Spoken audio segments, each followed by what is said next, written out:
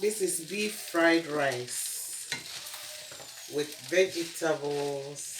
I have in here spring onion and carrots, and I also have beef. Yes, I use beef in my rice, and it's very delicious. And I also have here my chicken, nicely fried.